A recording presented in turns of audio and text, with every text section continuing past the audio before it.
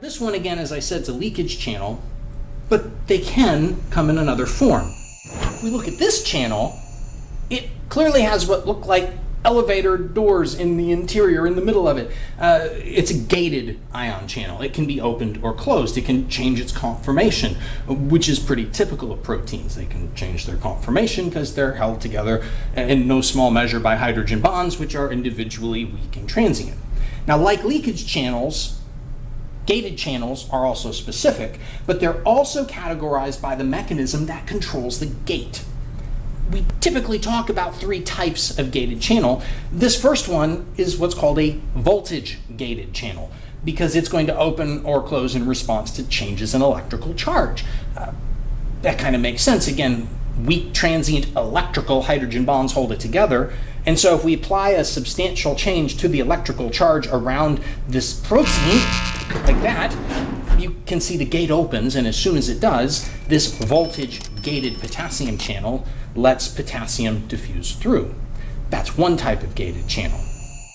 We can see a second type of gated channel right over here. Now, in this case, the outside of the cell where I'm standing, the channel has a binding site on it, a binding site for a substance like this little protein up here. Because this protein can bind to the binding site on the protein, it's called a ligand, because liga is a prefix that means to bind. And if this ligand can come into contact with the binding site, it can cause the protein to change conformation. And since this is a gated channel, that protein conformational change will be going from closed to open. So let's give this protein a little help here. And it lands on the binding site. Binding site interacts with it, causes the protein conformational change, and the gate opens, and this ligand-gated chloride channel allows chloride ions to pass through. We have one more type of gated channel, and if we look at this version here, we can see the gate now appears to be on the outside rather than those elevator doors on the inside, and this gate is connected to what looks like a cable here. This cable is another protein. It's a protein connected to another cell or something in the cell's environment. So when that other thing moves, it pulls on the cable, and that pulls the gate open. In other words, the gate opens in response to movement. That makes it mechanically gated, because mechanical means movement. What do machines do? They move. So I'm going to give this one a little help here, and I'm just going to pull on the cable, and we can see the gate opens, and this mechanically gated calcium channel then allows calcium to diffuse through.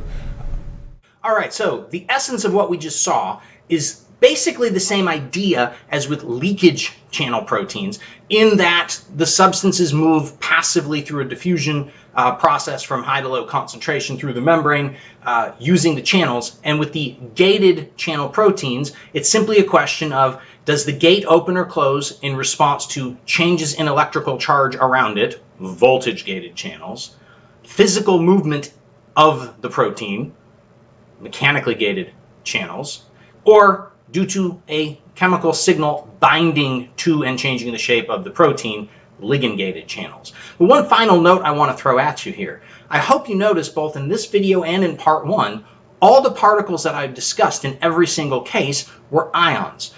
To fit through a protein channel, a particle needs to be extremely small, and there really aren't any organic molecules small enough to pull that one off. Almost everything that passes through cell membrane channel proteins are ions. It's why we often just call them ion channels. There's one exception, and that's water. Water passes through channels, but because water's the solvent and not one of the solutes, we have to talk about water movement through the membrane completely differently, and I'll have a whole set of videos talking about osmosis. So there you have all that I can tell you about channel-mediated diffusion in 5 minutes or less twice.